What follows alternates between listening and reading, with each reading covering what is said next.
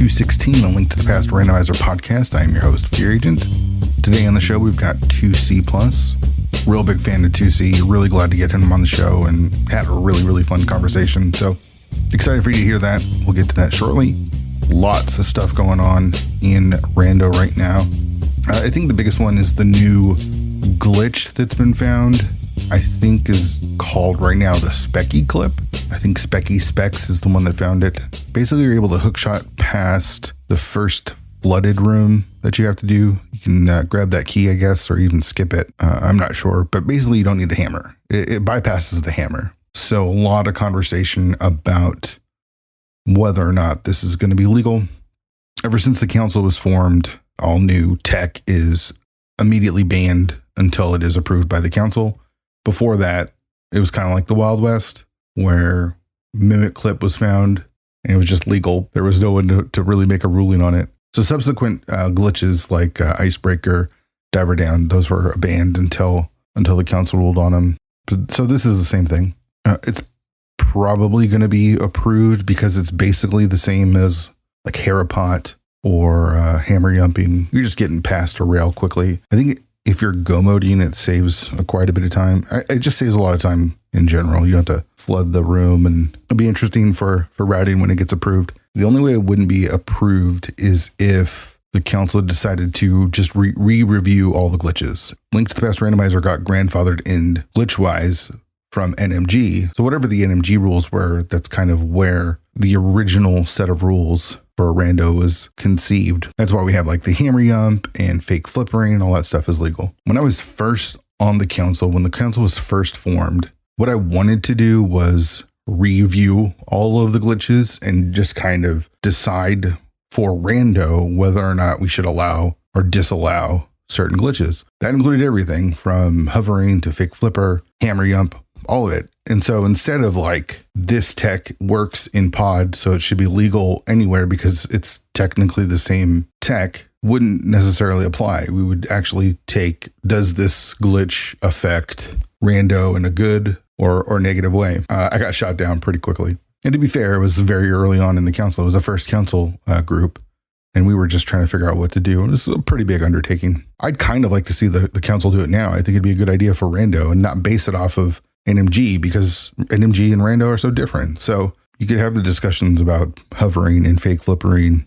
It's weird that people are not for this, but they're just like, yeah, it's legal because the tech is there. I don't think it's good for the game, but we got to approve it.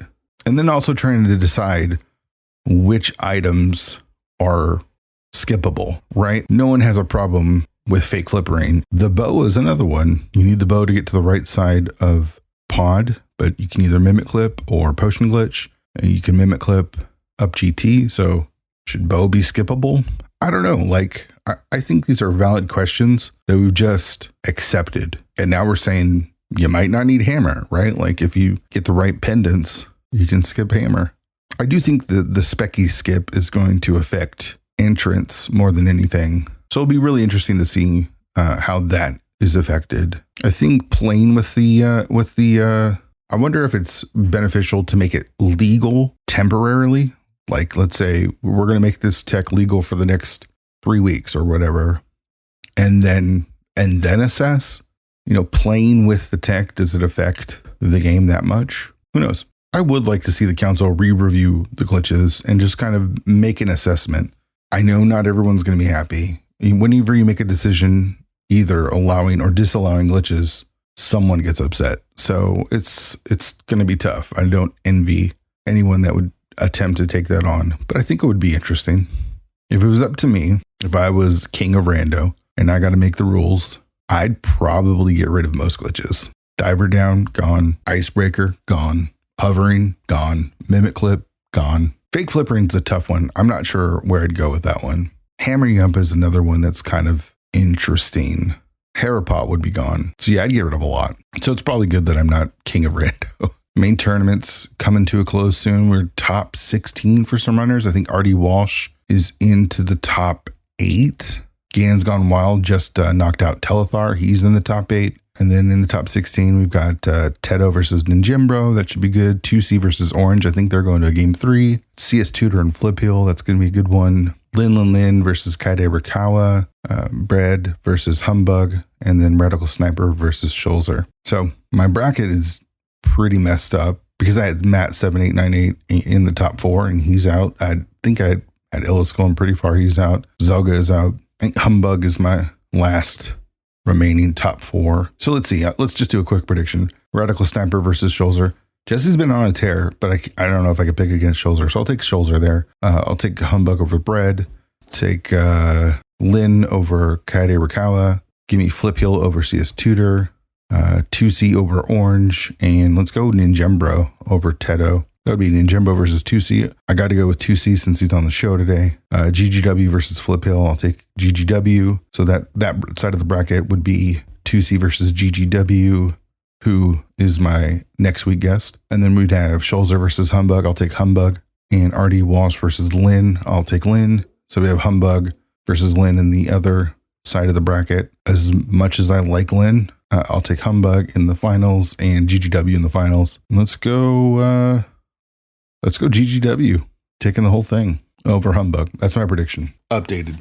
80 keys is going. That's cool. Cross keys tournament just got announced. I'm sure that will fill up pretty quick. So lots going on in the rando community. But let's get to the interview today with 2C. 2C is such a great person. Just like a good dude, like someone you want to be friends with, someone you want to hang out with, someone who has just like an even keel to them. And I'm really drawn to people like that. And 2C is just very chill. So we had a great conversation. I'm excited for you to hear. We did have a little bit of audio issues. Was no one's fault except for the bot that recorded us. I'm not sure what was going on, but there's some popping that happens in the episode. And I've done my best to try to edit that stuff out, but it is what it is. It's not too egregious. So hopefully you can bear with it. It is a great conversation and I'm excited to have him on the show. Let's get to it. 2C. All right, 2C, thank you so much for joining the show, man. Really excited about this conversation. This is one I've wanted to do for a very long time. It just kind of, how the show goes. It's like, there's so many people to talk to. It's hard to get to them all, but I was like, I got to talk to 2C. There's so many questions I got to ask him. So thanks for doing this. Yeah, thank you for having me. And don't worry about it. I'm definitely looking forward to it. So when I think of players that have like made a big splash when they come on the scene, there's a couple names that come up. Telethar being probably one of the latest ones, comes up and all of a sudden is just like destroying everywhere. 2C is also another one of those names. Like when you came up, and this is it's a good thing and it's also kind of a bad thing because this is how the community reacts. But you see someone do really, really well and everyone's like, is that guy cheating? And so when you showed up and you started putting up some serious results, I remember getting some DMs going, is this guy like clean? And I remember watching him like, yeah, this guy's just really good. And so I don't even know if that's a question, but really, like, have you been good at video games for a long time? Do you feel like you came in hot to Link to the Past Randomizer? I would say so, I guess. It's kind of difficult, I guess, to answer that in general, but I would say that I'm trying my best to improve from a very early stage. So I'm putting a lot of emphasis on mechanics early on. Like right away, it felt like, again, you were just winning is not the only barometer, right? Like it's the easiest one to like quantify because you see wins and losses or whatever. But like, I remember watching you pretty early on and your execution was like really clean. But I also having talked with you a bit, know that you've done other speed runs, right? Yeah, speedrunning is definitely something that some people might know me from before Rando. Yeah. So let me ask you this. Did you know that people were like in quote unquote investigating you early on? I would say so. Like, I don't know exactly. It was the attitude post-race sometimes. It was a little bit weird. But, it's competition. So I figured probably a little bit salty. Like, I get it. Like, everyone gets salty and such. Right. But like as a new, it's so hard because, a lot of people come in they're new and it takes them a while. You see people progress, right? Like, I would say a majority of the runners that play Link to the Past Randomizer aren't speedrunners. They don't come from like a competitive background as far as like speedrunning or even like racing. So when someone does kind of like show up and they're like good right away, it's almost like a detriment because the community's like, look at that guy. He's like too good. How is that even possible? But it's silly, right? Because like you can be good at video games without that actually having played Link to the Past or Randomizer or whatever, right? Yeah, for sure. And honestly, in a way, it's kind of like a compliment because, they're like, oh, this guy must be cheating. It's like, all right, they think I'm good, It is. That's kind of my question is, do you take that as a compliment or how do you take it when you see that kind of stuff happening? Because, people are salty. Like when you're new, like who's this losing to this 2C guy? Who is this guy? Da, da, da, da. And you see that salt kind of like the tilt really happen in real time. Are you able to, do you feel confident enough in yourself or how did that feel kind of as your kind of first interaction with the larger community? Yeah, I definitely am like confident in general, say. And it didn't really bother me that much. As a matter of fact, that show is as a challenge to try to maintain this for like a very long time. So that's how they're going to take me seriously in a way. Sure. So it was like kind of like a challenge. And at the same time, like the more time we spend with each other competing, I think the, better we'll get to know each other. And eventually, everyone will be like, okay, this guy is not that bad, I guess. well, that's the other thing. It's like, hanging out in your stream or just kind of getting to know you a little bit as I have and hope to even more so in the podcast. You're just like a fun, cool dude. To be honest, like I just really enjoy watching you play. I feel like you bring like a lightheartedness, even though there's a quality, a high quality to your gameplay. You're just like a fun dude to be around. So I think that kind of eases a lot of that tension, right? Like we'll get into like your history and stuff, but even as a competitor, it feels like you're just having a good time. Yeah, I would say that the moment I joined Rando, I knew that there were a lot of variables that I cannot really control. So, I always like approached it as, let me try my absolute best as to what I can control. And then, that's how I have like the more light approach, I suppose, like the more fun approach into like, the game. And that can be done with my routing as well, because sometimes I sometimes like do a lot of really stupid stuff, even with routing. And most of the times it doesn't work, but when it does work, it feels so good. Sure. That's the thing that people tend to lose focus on is you'll see a lot of the runners that are at the top of the game do some like silly is not the right word, but maybe unconventional routing, and it works. And you're like, wow, that's really cool. Why can't that ever work for me? But you don't see the times where it doesn't work for those runners, right? Like, you might do something unconventional, 10 times and it works once. And that one time was like in a tournament race or whatever, but you didn't see those other 9 times where it bit you in the ass or something. All right. So go ahead. No, I was going to say like most of the unsuccessful ones have been on ladder. So it's like no one pays attention. Sure. Sure. That makes a lot of sense. All right. So let's kind of rewind it back then and kind of figure out how you came in so hot to Rando. Where did you grow up and how did you, what was gaming like as you were growing up? I grew up on a small island in Greece. And gaming was like a really big part of my life. That's for sure. That and sports. Okay. What were you playing? Really, sports-wise? It was both sports and games. Oh, okay. I still have memories like playing Super Mario Brothers 3. Okay. Even though I was born in 93, like we never had the SNES, so I do remember playing the NES stuff. Okay. Super Mario Brothers 3, pro wrestling, like those fun NES games. I remember pro wrestling. Oh man, that was super fun. Yeah. Yeah, with the star dude and like the beast. Yeah, that's a very fun game. That sure is. That's way back. Gosh, I haven't thought about that in a long time. So you had an S, but you didn't have a SNES. Is that what we said? Yeah, I have older brother and sister, so my brother had the NES, but obviously 3 kids is a little bit difficult financially. It's like, okay, you got the NES, you don't need the SNES kind of deal. Right. Yeah. So is that what you grew up with mostly, is just playing the regular Nintendo? No, I would say the N64 was like the big one. Like, Oh, you know, okay. the super early days, obviously, when I was like 3, 4, and 5, sure. The NES. Sure. But like the N64 and the GameCube were the big ones for me. Okay. And then sports, what were you playing as you grew up? I take it soccer was probably pretty big. Yeah, soccer was by far the most time that I spent on a sport. But like another one that might be interesting, I guess, because a lot of your guests have so many like cool stories of like some weird sport or like thing that they do. I did a little bit of table tennis as well. Oh, okay.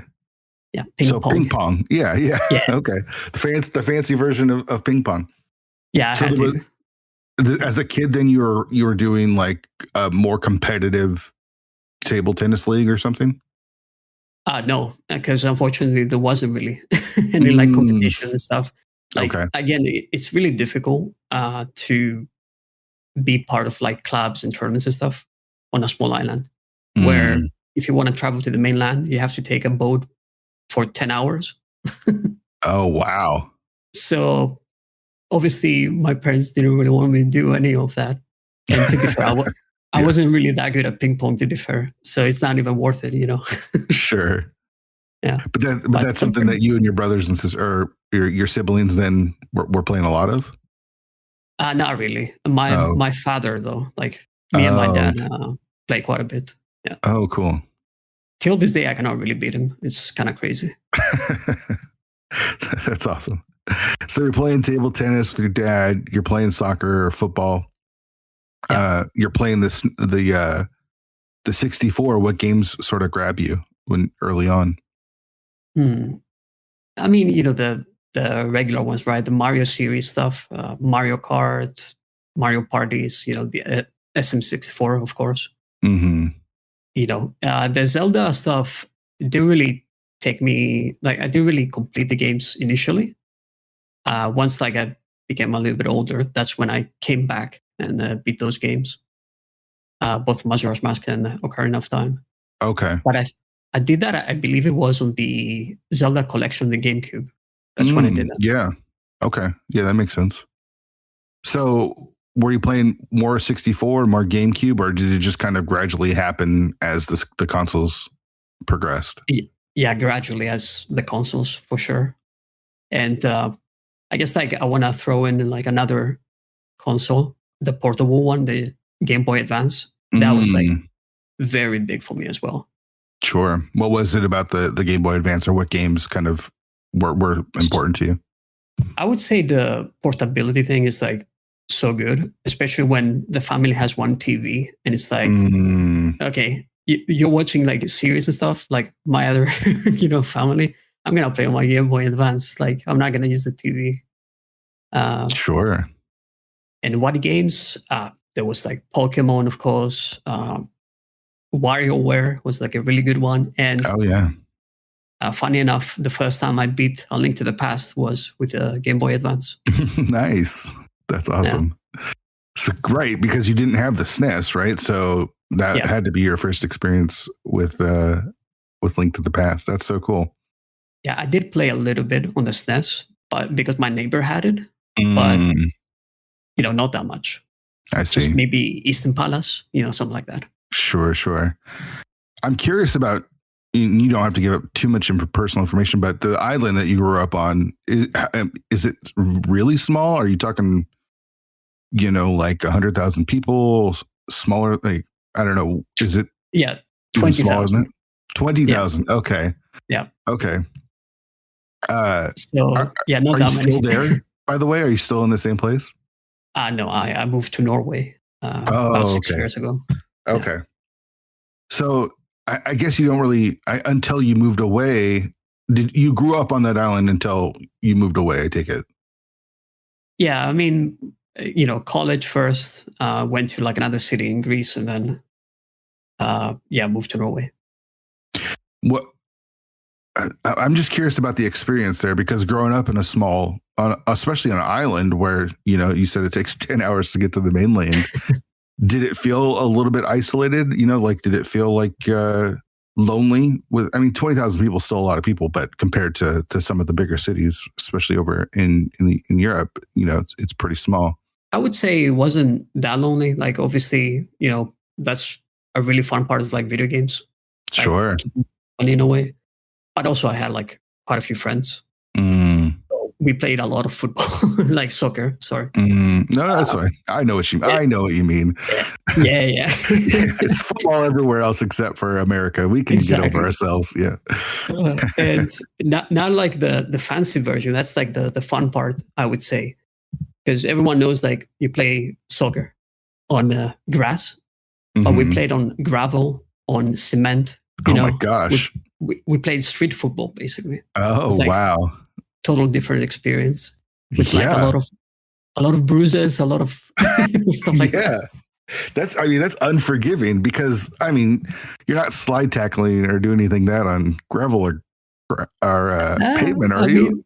You know, some of us did. Yeah. Oh man, that sounds so brutal. And just running on gravel and grass is so much different. Gravel and pavement is so much different than running on grass. Yeah, absolutely. That's hardcore though. Yeah, hardcore. Like that's one reason that I really love physicality in sports. Is because I grew up with physicality. Even though I'm very short, I was like, you know, kicking people and stuff like that. Of course, like I wasn't like a pushover.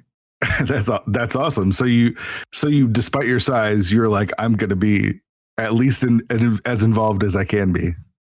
Oh yeah, absolutely. Even though like, even in basketball, for example, that we had to play like gym classes and stuff, you know, my classmates will be in the team that will represent like the island. And they will go to like top 4 in national. Like they were like very good basketball players. Wow. And I remember I was like getting rebounds out of them because I legit had like an insane vertical jump. That's and awesome. Like, and people like didn't really care. So I just like, okay, I'm grabbing every rebound. That was kind of cool. and gosh, correct me if I'm wrong, but it feels like Greece in the last like 20 years or so has really upped its basketball game in the world. Yeah. It feels like they're, you know, one of the better countries when it comes to like Olympics and some of the other stuff. Yeah, I mean, I gotta remind you as well, like 2006 when we beat the US team, that was that was so nice. Right. We weren't trying that year. That's what it was. Yeah, that's let you true, guys win. But to answer your question, yeah, that inspired young generation for sure. The 2005 and 2006 specifically, I would say. Sure. Where, you know, Greece was like at the top, I would say. They definitely very, very cool thing. As far as football goes, because I feel like I'm a bit newer to the whole football world. Where does Greece stand up? Are they a team that's pretty much always competing? I'm not even sure what league they play in, or if there's like different leagues in Greece. No, Greece is not doing that well in soccer. Enough, 2004 we won the European Championship, and that was like a miracle run. I would never. It was like the experience of my life. That's for sure. Sure. Gosh, so that early mid 2000s was sports wise a big highlight for you then, right? Growing up. Oh yeah, like I was hyped. We had the Olympics as well in 2004. Like it was peak sports and athleticism. Which is perfect for what you're in your early teens then, right? Yeah. I was 11 at that time. Yeah, that's awesome. So that's like got to be really inspiring as far as competition and national pride and all that kind of stuff. Yeah, exactly. And that's why I, you know, continue doing like sports and stuff for sure. Even like track and field, even though I wasn't really that good at anything.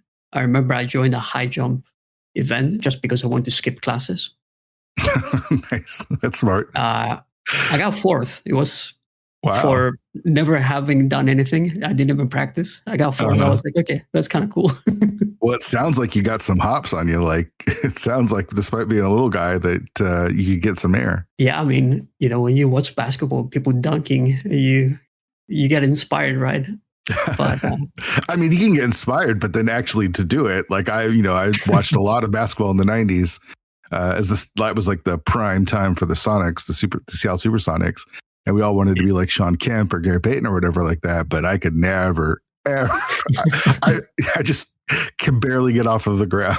It was embarrassing, but yeah, we all wanted to do it. Yeah, maybe a little bit stubbornness on my side, like I can do it, and then I'll just keep trying and practicing and stuff like that. I think that's going to bleed into some of the other things that we talk about here.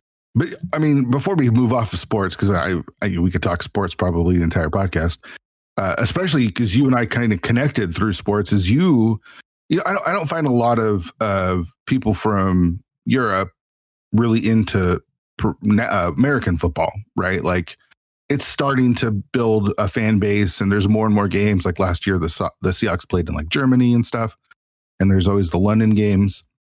It feels like it's, they're trying to build a fan base over there. But you, surprisingly to me, were pretty into football or pretty knowledgeable even when we first kind of started talking about it. How did that sort of happen? A friend of mine is a Packers fan.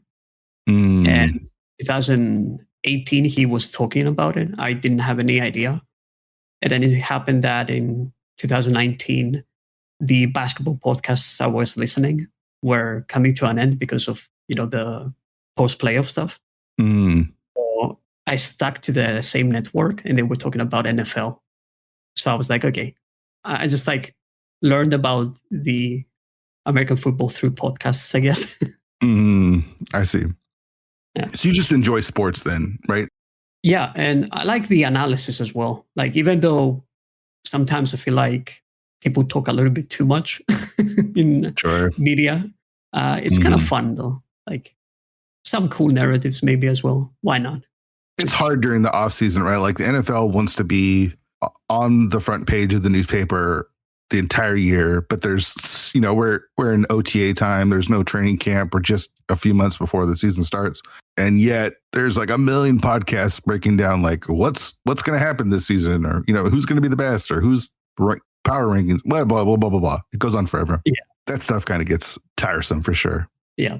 But I agree with you. I do listen to my fair share of sports podcasting, whether it be football or as I experienced this last month or so, playoff hockey has been pretty incredible. Krakens. That's right. Yeah, man. It was super fun. Something completely new that I experienced. Okay, enough of me. Let's get back to you. So you're playing GameCube. You're playing mostly the Mario series, or is there other games that kind of like other franchises that get you hooked?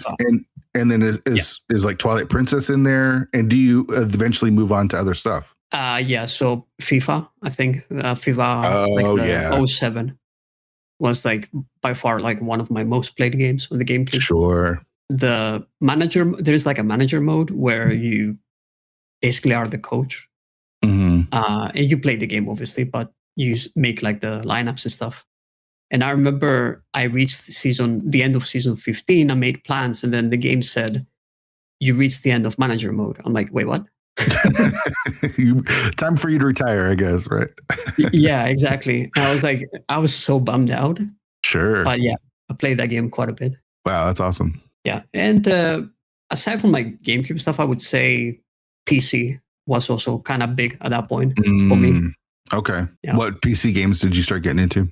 So in the early 2000s, I'd say, because my brother got like a PC, he was really excited about that stuff.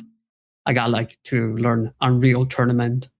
Yeah, there was like a game called Blade of Darkness, which is, I don't think anyone knows that game, but it was very cool. And of course, Age of Empires 2, which, fun enough, my username comes from like that game in a way. Okay, how's that? So my sister came up with that name. It was like CC and the symbol plus, and I made it into 2C+ in a way. Sure, yeah. And it was and it was like kind of a joke, I guess, for C++ that my brother was learning at that point, and we kind of mixed those things, And it's my initial like Chris, my first name, and Conquistador, which was like the Spanish in Age of Empires 2, because I was playing the Spanish in Age of Empires 2. Okay. Yeah, and the plus just to complete the joke. Sure, that's awesome. I love when your names just sort of stick like that. Like I got my name from a comic book. There's like no creativity to it other than I like the name. Hey, it's a good comic book, right? Yeah, I really enjoyed it. But when you have like usernames or handles or whatever that have some sort of meaning, whether it's secretive or something that ties back to family and stuff, that's always really fun. Yeah, especially my username, I'd say, it has like a big connection with my sister because me and my sister basically were doing everything together, game wise. Sure. So she was video gaming with you then as you guys grew up? Oh yeah, competition as well. Like Melee. We played so many games of Melee against each other. It was definitely very fun. Was she better than you? Oh yes, she was. I couldn't really beat Melee Luigi. Luigi was like so good. That's awesome. Did that kind of drive you then to try to beat your sister? Did that kind of like drive your competitive nature? Oh, absolutely. And I'm pretty sure I was like very angry as well when I was losing. Sure. I mean, young kids, right? Yeah, for sure. Yeah. You look back at it as like good times, but at the moment, you're just getting pissed as you're getting the shit kicked out of you by Luigi. It's like, son of a bitch. Yeah. Yeah. I know. When did you start getting into speedrunning then? Was it later on? Oh yeah, way later. I knew Twitch and stuff like that before I got into speedrunning. Okay.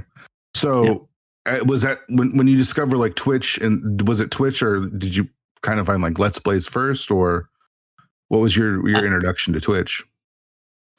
Twitch was made like through League of Legends. Like the esports stuff, season 2, like the very, very beginning. And, if you want to I was playing the game, and if you want to improve, you got to watch the best. So at that time I was watching like whoever was on Twitch, I guess. Okay. So when you go from like GameCube, do you strictly go to more PC stuff and start going into like League of Legends, or are you playing other consoles as well?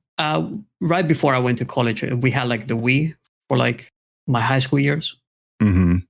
So I played a little bit of the Wii as well. Okay. But yeah, as soon as I went to college, it was all PC gaming for me. Mm-hmm. Was it mostly League of Legends, or did you play other stuff? Like it feels like you might have been playing StarCraft or something. No. Okay. I played a bunch of indie games because I had a very bad laptop. Oh, I see. So I craved gaming. Like I grew up with gaming, right? So I didn't know what to do. So I found those like indie games. I didn't know what they were at first. And that's how I fell in love with them. Even till this day, I have so many indie games that I haven't even played because of like, they were so easily accessible for me, cheap as well. And it didn't crash your laptop. Exactly. Yeah. Sure. That's awesome. So is it then through, so then where does like Twitch and like do you watch Let's Plays or anything like that stuff? Did that happen, or was it just, where did you then kind of get into League of Legends? Was it after college? No, it was during college. With my college friends, we were playing League. It's just like, on my off time, I guess I was doing some indie game stuff as well. Sure. But Let's Plays, there was like a YouTuber, but also streaming on Twitch at that point, Northern. Okay. I still watch him, actually, funny enough, so many years. Sure. Still going strong. But yeah, like I was like very early on Twitch, I guess, like 2012. 2011, wow. Maybe.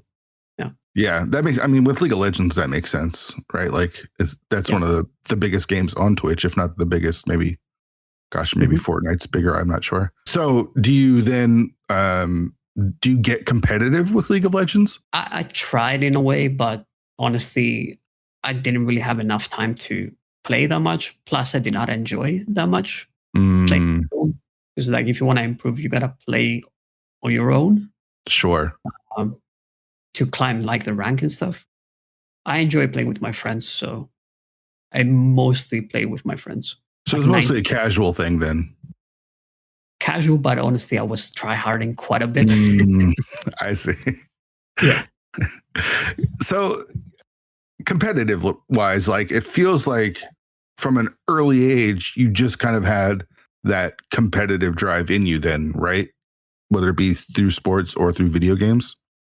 Yeah. And sports, I would say sports was by far the biggest thing in my life as far as competition. I see.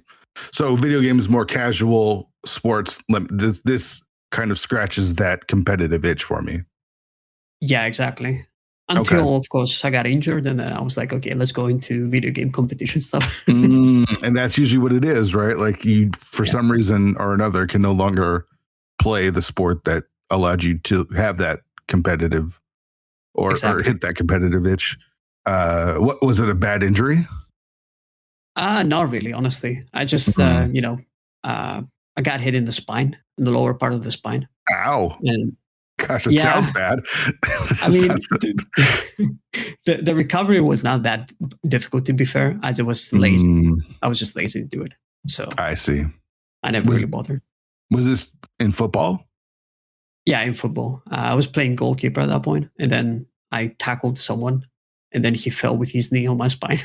Oh my gosh, that sounds awful. Yeah, it was, at that moment, it was very painful. Yeah, I mean, it's just everything about it. You said it like it wasn't that big of a deal, but it sounds just awful. It sounds awful. So yeah, I mean, where were you? Was this like college? Were you playing college? Okay. Yeah. Was there hopes to maybe go professional or semi-professional or anything? So I tried in an amateur league. I even signed a contract, I remember, for 200 euros, which is, not that much, honestly. Sure. But like to play 2 friendly games. I played those 2 friendly games, but they never paid me. Wow. I honestly didn't really want to bother taking the money. I'm like, is it really worth it? I don't know. But the whole situation was like really depressing, honestly. Like the amateur scene is terrible. It's like, how are you going to grow from this when people are just drinking and smoking in the locker room? Sure. Yeah. That's tough. Yeah. So but we did play 5v5 tournaments. That was like the big thing for me. It's like a different format where you play, is it like an indoor? Kind of, yeah. You play in a cage and artificial grass. And like the goalposts are like handball goalposts. They're a little bit smaller. Sure. Yeah. Okay. Yeah. I growing up, there was like an amateur semi-pro indoor soccer league that we'd go to called the Tacoma Stars. Oh, nice. And it was small. It's like a lot smaller, almost like a hockey rink. Yeah, exactly. And it was pretty intense for soccer, at least. It was pretty intense. Because of the smaller size and the walls and everything. Yeah, it kind of reminded me of like that street football element that I grew up with. Sure. That's like how it was more natural to me, I would say. Yeah, that makes sense.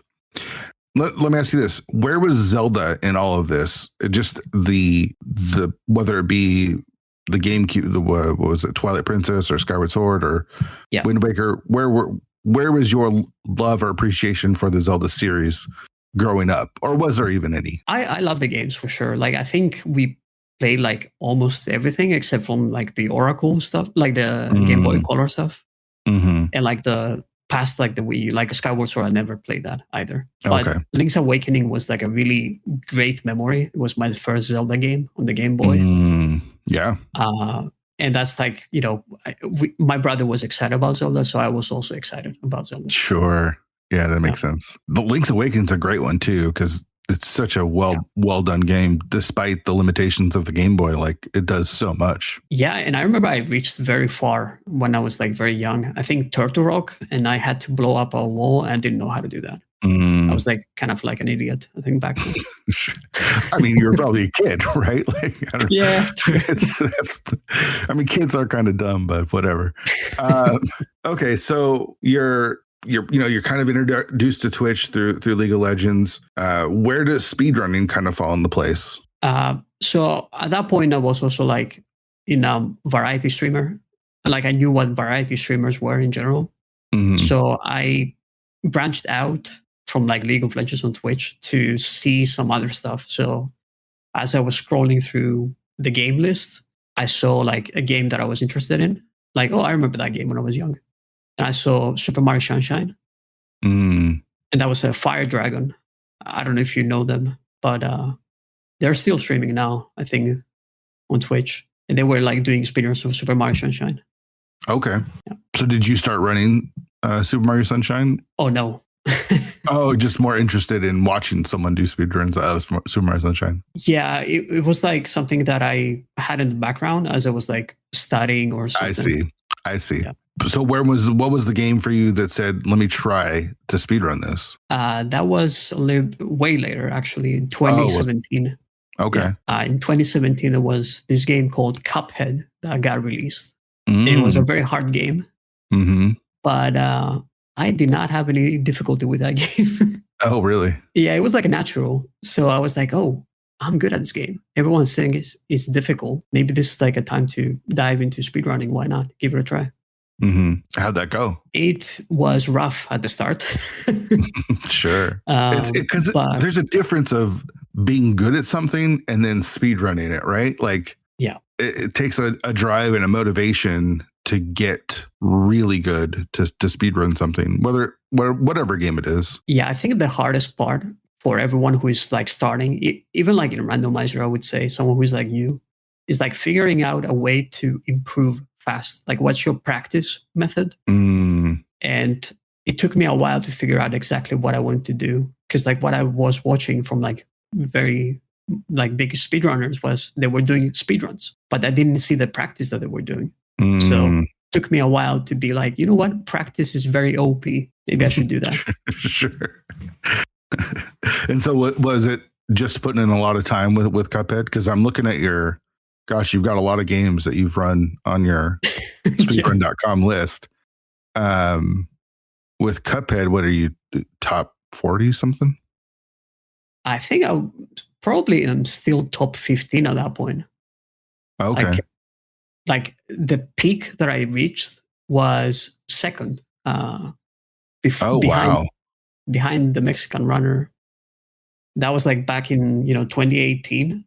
Mm-hmm. And I was like 2 seconds behind world record at that point. Wow. So yeah, I'm looking at Cuphead. Is it Cuphead category extensions? Any percent? Yeah, there's a lot of stuff. The all bosses regular. That's the category. All bosses on regular difficulty. Okay. And it was the legacy version, basically the very first version of the game, because it has glitches and stuff. Sure. The 1.0 version. Yeah. So it says you're currently your 7th. Okay, that might not be right. Okay. 13. I don't know. There's a bunch. There's a lot of categories. So basically, it sounds like you just grinded, right? Is that kind of what it was with Cuphead? Yeah, exactly. I grinded, and something like with indie games in general is there is like a lot of hype at the start, and then people like go away, like they don't play the game that much. Sure.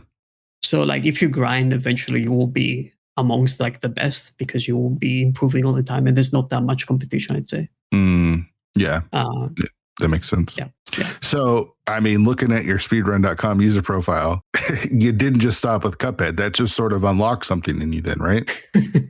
Yeah, for sure. I don't know. I want to try a platformer, but I guess I tried a million platformers, so I don't know. Okay, so I mean, let's talk a little bit about this. You said, the difference between, or being good at a game and being good at a speedrun of it is putting in the time. And I look at the list of games here. I mean, you've got, I don't even know, 300. It says 373 total runs. That's a lot of time put into many different games. Like, where I guess the question is, how do you find all the time to grind? Or do you pick a game, grind it, and then kind of move on? Yeah, that's exactly what happened. Especially with like a lot of those games in that list. They're like some very small NES games.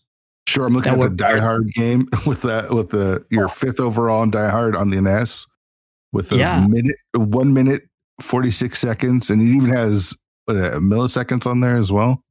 Do you know that there's a Die Hard world record progression video, and that's very hype. Is it really? Yeah, there is one. Oh man. Yeah, I'll have to check it out. You should see like my Sid Meier's Pirates speedrun. It's 3 second speedrun. That's my highlight, I would say. So I mean, in 3 seconds, what are you doing? You just mash buttons. That's it. for 3 seconds? Yeah, it's like some menuing as well, which is kind of funny. But it's a very wild run, I gotta say. Wow. But it looks like there's a lot of actual like NES games on here. Is it the simplicity, the shortness of the NES games that kind of drew you to them? Yeah, as you mentioned, like time is important, right? And stuff like that. Like, where do I find the time? The NES games, some of them are very simple. So I didn't even like grind that much. I just like did a run or two. And specifically, the reason I have a lot of NES runs is because of like the Big 20, which is a lot of people maybe are familiar with the Super 16, which is like the 16 SNES games back to back as a race. There is like the equivalent for the NES called the Big 20, which is 20 NES all back to back in a race scenario. And I was participated in two of them. Wow. Yeah. And I take it a lot of the NES games are pretty short. Yeah, exactly. They're short, or sometimes they have short goals. Like they make some simple goals, like reach stage 3. Yeah. I see. Okay. So does this become kind of your life then? Is just trying to grind out these NES speedruns and throwing in, something like the Messenger as well? Why you're? Yeah, I would say I wasn't necessarily grinding the NES games. I was like, the main games that I had were Cuphead at first, then Shovel Knight, then the Messenger. Like those three were my main games.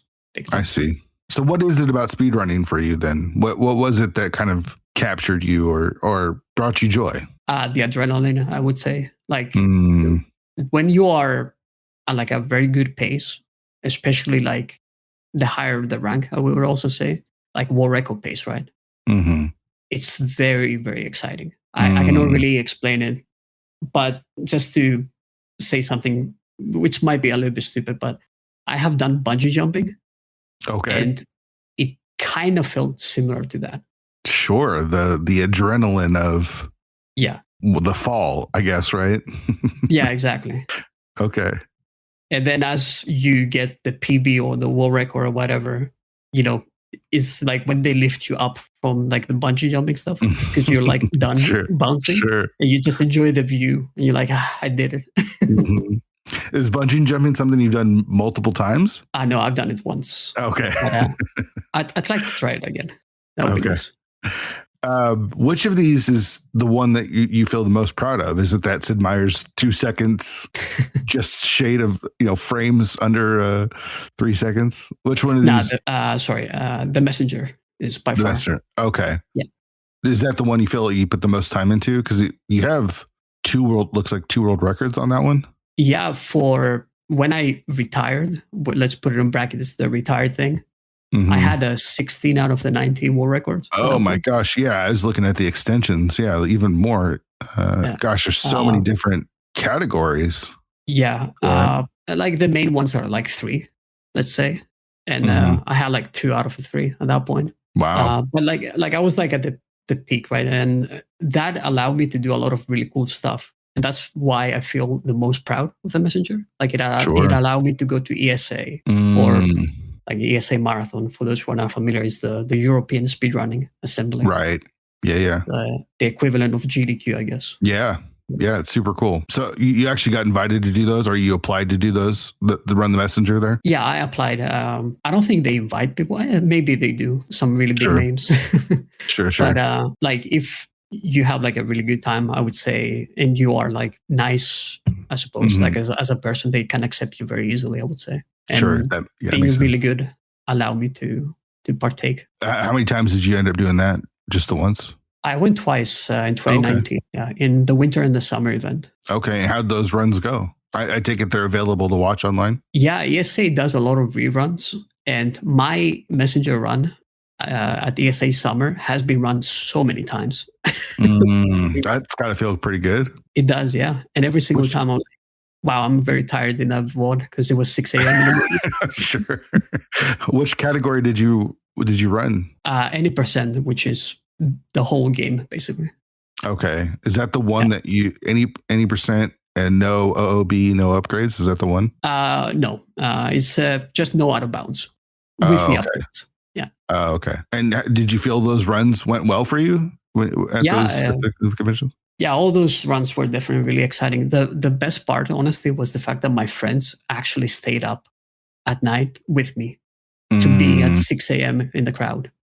That's awesome. That to me, that meant a lot to me. So sure, yeah, that's very nice. That's super cool, man. I love that we're doing this podcast because I'm learning so much that I just didn't know. Right, we just see you as a ALTTPR runner, and that is really good. But damn, look at just all this time that you spent.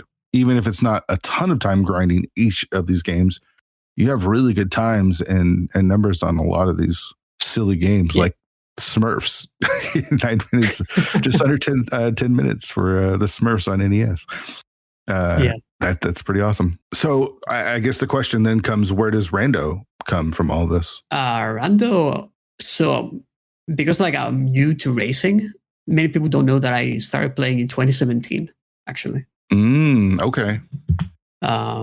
Right at November 2017, I believe, JC or Fizzle, one of the speed gaming representatives, reached out to the Cuphead Discord for a showcase race of Cuphead. And I didn't know what speed gaming was.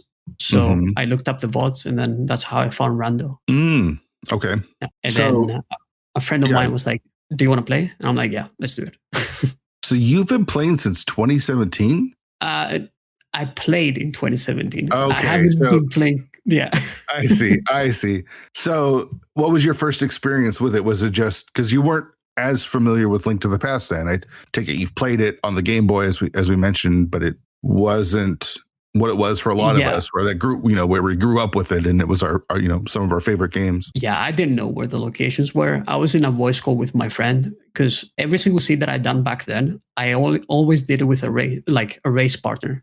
My friend was racing me every single race. I never even done one on my own back then. Oh, okay. And the very first one that we did, it took us about 9 hours. Okay, yeah. And I didn't even beat the seed because I forgot a key in GT. I used the key in the middle door as well. And yeah, that was rough. So was it like, this was fun, but I don't need any more of this then? Is that kind of what it was? So I reached sub 2 in open. And then my friend was like, I don't want to play anymore because you got too good. And I'm like, okay, well, I guess I'm going back to Cuphead. I see. So it really was like a co-op thing for you then. It was, I want to play this with my friend. I'm not really interested in racing as far as the community goes. Yeah. I mean, the racing aspect, I think if I joined, I figured that I was going to need a lot of work because the game is old and people probably already have insane amount of time into the game. Right. And it's not like the Smurfs who how many people have actually played the Smurfs on NES, right? Not as, a lot more people played Link to the Past or Zelda 2 or whatever. Exactly. And, I was also kind of following the racing scene, but not that much. So I knew, how many people were racing. So it was an active community. And I figured that if I was going to join that, I'm going to need a lot of time. And I don't want to do that. Sure. You knew how much commitment it would take for you specifically, someone that puts a lot of time and effort into getting good at something, right? Yeah.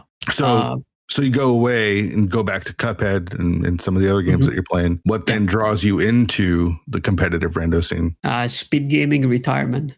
Speed running, sorry. I see. Sorry. Yeah. Did you just burn yourself out then? Oh, yeah, big time. Big time burnout.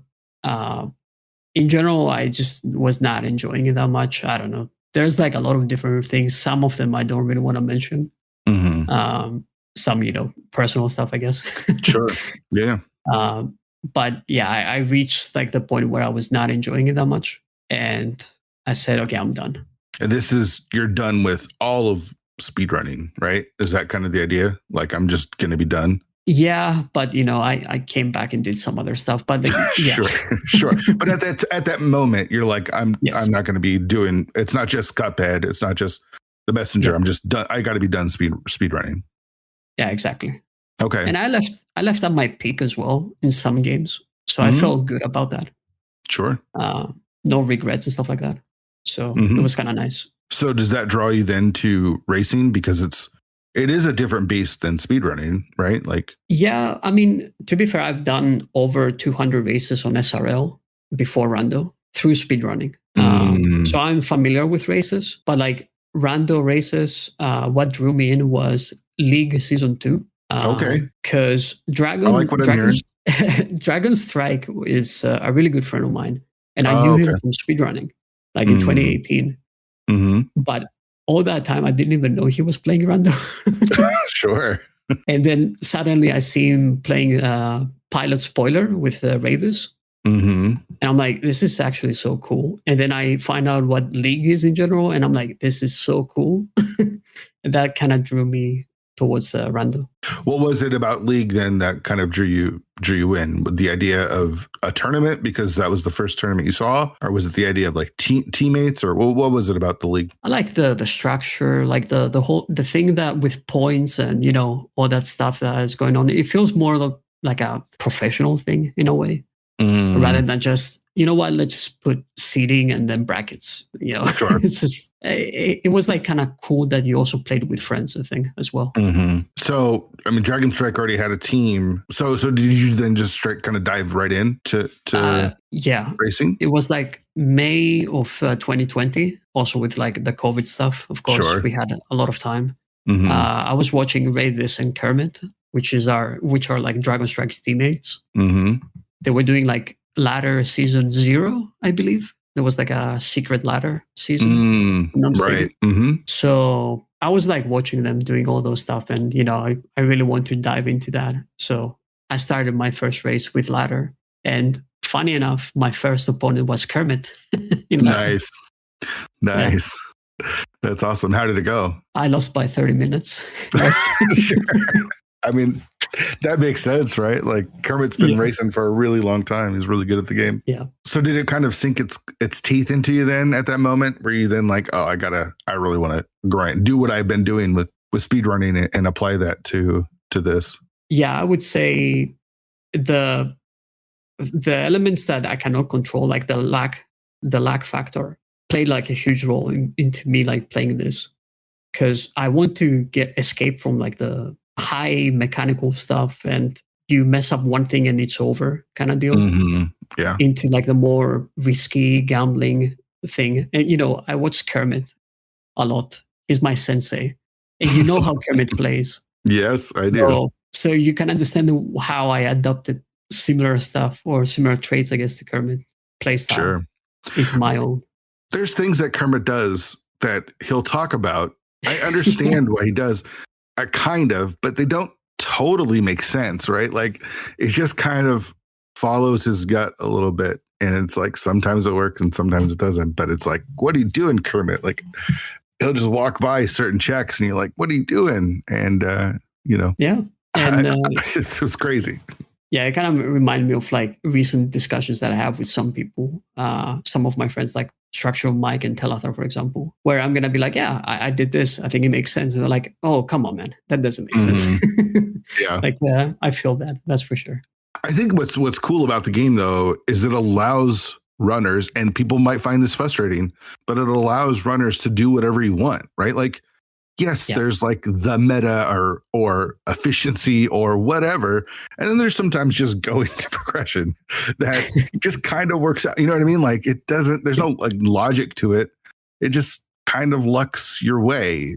And that will frustrate the hell out of players, but it happens, right? Like that's the whole point, is just trying to find those edge cases or taking risks or doing things against the norm that just kind of work out. Yeah, it's part of the game, as you said. And I totally get the frustration. Like, I mean, I get frustrated as well. Like it's everyone will at one point, I think. But, those who take risks also, feel it big time as well when the risk doesn't really work out. So, yeah. Everyone in the end feels bad. That's what I learned from Random. Right. There's no way to escape it. You're going to get burned at some point. Yeah.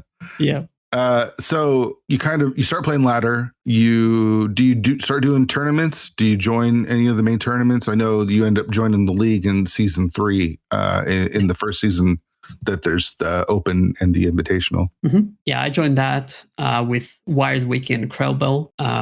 Just to mention quickly, Wiki and Nielsen Alex are the only 2 people that I have met in real life. Oh, okay. They were like at ESA. Right. And so it was natural for me to ask Wiki. Nielsen had a team already, so Mm-hmm. I couldn't really ask him. So, Sure. and then Krellbell was through Oro's free agent list. Oh, I see. Okay. Yeah. So you join and it goes pretty well your first season, right? You guys go 11-3 in the open league, and it looks like you made the conference finals, which means that gets you promoted, right? Yeah, exactly. We got promoted. Playoff Wiki carried us big time. It was very fun. Yeah. So tell me about that first kind of experience in the league for you. It was a little bit nerve-wracking, I guess, because I knew that I had to learn keys. At that point, the only thing I played was casual boots and open. Oh, sure. Like I never played anything else. And during that league, I was like, okay, I need to learn some other stuff as well. Mm-hmm. But like the experience with co-op, like playing with Krell and Wiki, they're excellent guys. And, I really enjoyed that time for sure. It was like a very fun thing. League. Yeah. I mean, what a season you had too. I mean, just the entire team, like I said, going 11-3. And then it looks like you got swept in the conference finals. But, that's one of the cool things about being in the open is when you hit the top 4, it's all icing, right? Because you kind of hit the goal of making the invitational. Yeah. That was the goal, right? Oh, yeah, absolutely. I was really sad that open and invitational thing existed because I wanted to play against Team Hime. Oh, sure. But the goal was like, okay, let me go invitational. So that next time we're going to play against Team Hime. And then Team Hime almost got relegated, which was very, very sad. Right. Gosh, that was some of the most exciting rando that I've ever seen is the Hime stuff for fighting for their spot in season 3. So you come back for season 4, you do get to play against Team Hime, and it looks like it was their favorite mode, which is spoiler log co-op, the Sporlog pilot. Yeah, and despite the results, they didn't really go well for us. I honestly got like the race that I wanted. I got to play against Dragon Strike. Yeah. Now, of course, it was pilot stuff, so it's a little bit on the weird side, I would say. Sure. But I still got to race Dragon. This is like the only time I have raced Dragon in an official race. We had like a restream and stuff, so I was very happy about that. Sure, that's really cool. You get to race against your friend. And it looked like it was a pretty close race. You lost by just over a minute. I died to VT, unfortunately. You did what? So I died on VT. Oh, no. Yeah. So that was very sad. Yeah. I mean, it's a spoiler, so low percentage type stuff. Understandable. But yeah. So you guys joined the Invitational. It doesn't go as well as it did for season 3. It looks like you guys went 4-10. How were you feeling after that? Did it feel like I don't know. Just tell me how you're feeling going into that season. Mixed feelings in general. Like I got to play against a lot of people that I want to play. So that was like a really cool thing. We were also in the group with the Fromstein. So from very early on, we did not have to worry about getting relegated. Oh, so right. So there was like a very extra like thing off our minds, and we could just like enjoy the races from there on. Yeah. So you finished 4-10, didn't make the playoffs. You guys all come back for season 5. So you've been together for 3 seasons now, and it looks like you didn't make the playoffs, but did improve going 7-7. Yeah, the very last race actually was a decider of who was going to get the playoffs. And Bolas Azules got the win in the very last race, and they managed to grab the 4th spot. It was a very nice race. I enjoyed watching that. Is it different when you're watching it and you have no control? Kind of, but at the same time, I'm more of a fan in a way, not rando. Like I'm not thinking analytical plays and stuff like that. I'm like, let's go team. I'm more on that mode. That's kind of what's the fun part about League, right? Is the investment even when you're not running. Exactly. Yeah. So is the OK Game coming back for season 6 when it happens? OK Game will not be back for season 6. Oh, okay. I don't know how much like I want to say about that, because like I don't know if my new teammates want to say something, but okay. So you've already got a new team lined up for season 6. Yeah, I'm gonna be joining another team. That's for sure.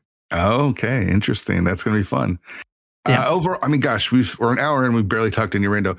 So let's kind of talk back about your your experience and kind of finding a community then in Rando? Because, we talked a little bit how you came in guns a-blazing and just kind of picked the game up really quickly, which makes a lot of sense when you see, the background that you have. Did you feel like you found, other than, like you said, Dragon Strike was your connection and Team Hime and stuff, but did you find other people in the community quickly to kind of like feel like you're a part of the community? Kind of. I think a few ladder opponents, like we were playing against each other often. So, we kind of knew each other in a way. But, I'm kind of a shy person. So I didn't really want to like approach like someone and stuff. I don't know. It was kind of weird, I guess. It took me a while to find a community, I suppose. Do you feel like you are a part of the community now, though? Oh, yeah, for sure. Especially now that I joined like one of the sub communities, I guess you could say, with, Brave and the last location leaders in general, like Braves and Arcane and Mike. Sure. And of course, like everyone else involved with our community. Wonderful people. Right. It helps being kind of in the same area, time zone. Exactly. Playing with people that are around you. Of course, Nielsen Alex is one of the good guys of the community as well. Yeah. How is the tournament grind gone for you? Tournament has been going very good, I would say. Like result wise, you can make like an argument if it's good or not. I would say it's a success in my book. My very first turn in 2020 SGL, it was like the open boots. I got top 16, which was awesome. That was a very surprising thing. And I'm pretty sure we were talking at the beginning of the episode about the cheating stuff. I'm 100% sure people were like, okay, this guy is cheating. Yeah. There's no way. And I was like, oh, I really hope they don't think like that. That was like on my mind, I guess. I mean, all of the good players, let's be honest. I mean, it happens when you start doing well, the first inclination that everyone has, whether it's right or wrong, and it's wrong most 99% of the time, is they must be cheating. It's just our reactions.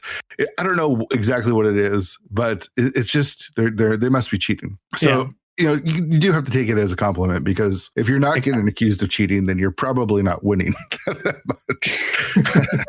No one really ever accused me of cheating. I'm a little sad about that, but gosh, I remember my first interactions with Gamachu.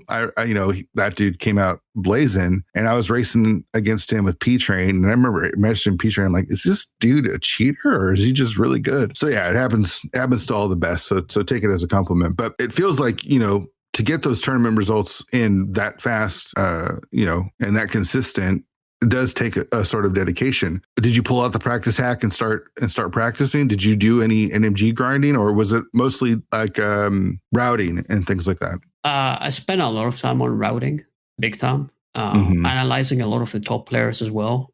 Picking up like some habits that they have, like Gem. I watched a lot of Gem. Oh, it's a good one. Yeah. Eri, of course. Like I love Eri. It's such a wonderful person. Sure. It's so helpful as well. And yeah, as you said, I did also use the practice hack a lot back then, especially for like boss fights and such. Mm-hmm. Yeah. And so overall, how's your experience been as part of the Rando community, as one of the better top runners?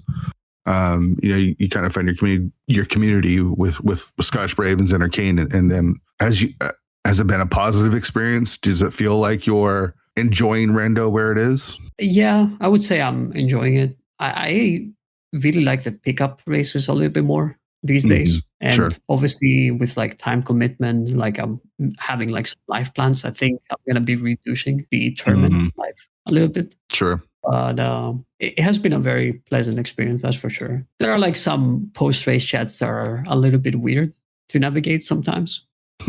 Sure. But, we mentioned that like people can get salty, and it's understandable. Like we're all competitors at the end of the day. So yeah. You know what? I'm going to accuse you of cheating, because I'm just looking at our ladder results, and we've raced 5 times on the ladder, and my record is 1-4. That's not possible, TC. I feel like you must have cheated. Hey, I do remember that one win you got. Our last race was a win in inverted cross keys. So I got to take the small victories where I can. Yeah. But overall, do you find the health of where Rando is to be in a good spot? There's tournament after tournament after tournament. Do you feel like Rando can maintain that? Yeah, I mean, I know it's a little bit on the unpopular opinion, because like I've heard a lot of people saying, too many tournaments and stuff. As long as people signing up, like I don't think there's an issue, because not every tournament wants to determine who's the best. They just probably want to play games. Sure. Yeah. Like maybe it's a little bit excessive using a tournament format. I can give you that, but at the same time, if there's demand, why not? Doesn't have to be like the best random player winning every tournament, I guess. Sure. You're playing in the current main tournament that's going on right now? Yeah, that is correct. Yeah. How's that going? I'm in the top 64 right now, playing against Jedoman. Okay. And I'm up one game. Okay. Yeah. What's the furthest you've made it in a main tournament?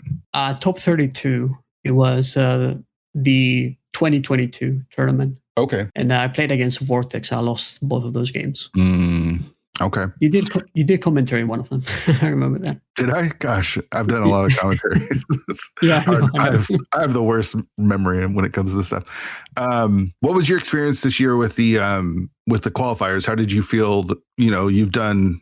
Gosh, this is 3 or 4 main tournaments that you've done now, with it being asyncs, or did you join the live races? I'm not sure. What was your experience with the qualifiers and your opinions on how it went? Well, I was one of the few people that actually did all 5 qualifiers, the live ones. Oh, okay. So you didn't do any of the asyncs. Yeah, and also part of like me not wanting to do the asyncs was I didn't know exactly how the system works. And I was too lazy to read. Great. I'm like, okay, the live races are like okay times on me, so I might as well do them and don't have to read stuff. But I feel like the system is good because people they can play in their free time, so that's very nice.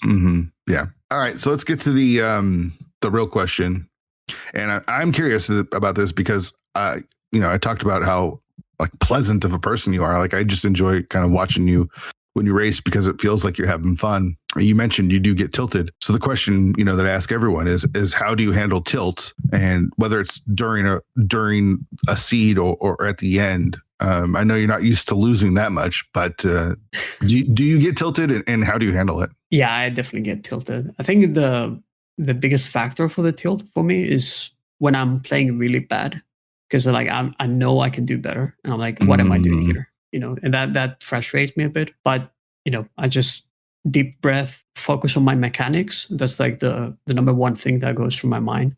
Because as long as my mechanics are good, things can carry a little bit. And yeah, in general, for like tilt, there's like some stuff that I carry for competition, even in sports. Some rules, I would say. One of them, the first one is stay humble. That's like by far the most important one, in my opinion. Yeah. And that is something that I might say that the community has a little bit of an issue. I mean, let's face it. It's a big issue. Let's be frank. It's an issue for sure. Like there are like the people that are way too humble sometimes. Like, oh, I'm not that good. I'm like, come on, dude, you're good. Don't worry about it. And then there's the other aspect that I'm good. What happened here? I'm supposed to win. I'm like, yes. Okay. They're like, deep breath. You're not deserving any win. You did well. You're doing well. Keep focusing on your gameplay. Keep focusing on yourself. And that's like the stuff that I carried throughout my whole competition, even in sports, speedrunning and all that stuff. That's like my approach, I guess. That's really good. And like another thing, I guess you could say is like always work on your craft. Obviously in rando, most of the times it's execution, you could say. If you work on your craft, like you will be focusing on the game or the things that you love, and you will become better, and then you will see that improvement steadily. It's kind of tough because, results matter a lot, but the results are not everything. Sure. Do they matter too much is probably another question. But I kind of like what you're saying there is control what you can control, right? Like there is a randomness to this game, more so than even a lot of other games where the items are literally placed in random locations. Yeah, and you can't control that, right? Like the one thing that kind of bugs me is, especially when you're watching like a race, is everyone in chat criticizing what people should or shouldn't do, or like the big one is like my eyes. I hate that. I hate that one, because it's like in the moment of the race, it's just so much different than when you're watching and you're trying to make the best decision that you can, or a decision that you think is the correct one. And when you don't have perfect information, you can only control what you can control, right? Exactly. And sometimes to mention something about like the decision making, runners make mistakes like that happen. I think a lot of us like forget about it, that there's like that element, like the human element of like mistake. Sure. Like in one of my group stages in main training, for example, I forgot to track the mushroom. I had the mushroom all that time. I never delivered it. It could have been something good, but it wasn't. So I was lucky. But everyone was losing their mind apparently in the chat when I watched the VOD. And I'm like, okay, calm down. It's a mistake. It happens. Yeah. Totally. Yeah, it's so easy to be perfect when you're watching someone else do it. I mean, that doesn't just apply to rando. You and I watch a lot of sports, and why'd you drop that pass, or why'd you miss that shot, or like it's easy to. He was wide open. Why didn't you see it, or whatever? It's just like, well, they're human. But yeah, to sum it up, I guess, stay humble. Always keep working on your craft and stay hungry. I guess those are like the three things. Steph Curry is the god of 3-pointers, right? Sure. He doesn't need to practice. Nah, he's doing like 100 3-pointers in practice. That's right. He keeps working. Right. On that. Yeah. Yeah. There's a reason. He's just not good because he's good at it. He's good because he puts the time in the gym, missing all those shots. Yeah. And something also to say here, if you're not good at the game, it doesn't matter. Like, you don't have to be good at the game. Like, right. If you don't have the time, if you don't have like all that stuff, it's like okay to not be that good. Because like I keep hearing people say I'm bad and they're sad. And I'm like, it doesn't matter if you're bad. Just be happy that what are you doing with the time that you have, in a way. Right. Enjoy what you're doing. Have fun with it. And exactly. Yeah. Yeah, I think the race element sort of exacerbates that a little bit, right? Because the whole point of a race is to win it, right? In theory, most people don't win the races that they run, whether it be like a marathon or whatever. It's finishing, right? Like a lot of times it's just finishing. Is a victory. So it's like trying to find the victories in the smaller things, not just whether you won or lost. Which I think the big, you weren't here for when the big races were happening consistently, and the goal necessarily wasn't to finish first. It was to finish within the top half, right? Like just trying to be competitive. But now it's all 1v1, so it's a little bit harder to judge that. Yeah, for sure. Well, dude, thank you so much for doing this. I can't thank you enough. Thanks for going a little extra long. I just find your history I found super interesting, and I feel like we could have kept even going with it. So really, thank you so much for coming on the show, man. I really appreciate it. Yeah, thank you for having me, and I'm looking forward to Fantasy Football League, hopefully. Oh man, yeah, I can't wait. We got to definitely get some fantasy football going in. It's going to be a good year for the Seahawks. How did you finish in our fantasy football league? 6th, I believe, something like that. Okay, I think that's probably higher than I did. I did not do well. Huge shout outs to 2C for coming on the show. Really big fan of his, and someone that's just easy to root for. So best of luck to him in the rest of the main tournament. And just really happy to have him on the show, and really glad to hear his story. And I've just been really enjoying talking to people in the community and really delving into their history with not just rando, but gaming in general and growing up. It's been a lot of fun. And I was really glad to learn a lot about 2C, especially the speedrunning stuff. I found that really interesting. So let me know what you think in the Discord. 216pod.com has the links. Subscribe to the show wherever you can. We're everywhere. Got a whole slew of people lined up to talk to, so it's going to be fun. Next episode's going to be with Ganon's Gone Wild, who is controversial, I guess. And I know that there's some that might be hesitant to listen to GGW, but I promise you, like, the one thing that I've learned from the show is that people are very relatable when you're talking to them. I know that he can kind of come off a bit abrasive at times, but just hearing his story, I would say give it a chance. It's a really fun conversation, a really good conversation. I ask him some tough questions too. I challenge him, especially because he's one of my friends. It's just a really good episode, and I'm excited for you to hear that. So that's going to be the next episode, and then I'm going to have something special after that. And like I mentioned, a whole slew of people that I've lined up to talk to. I'm really excited to talk to a lot of people in the community, so that's gonna be coming up. So yeah, thanks for sticking with it, and thanks for listening to this. See you next time.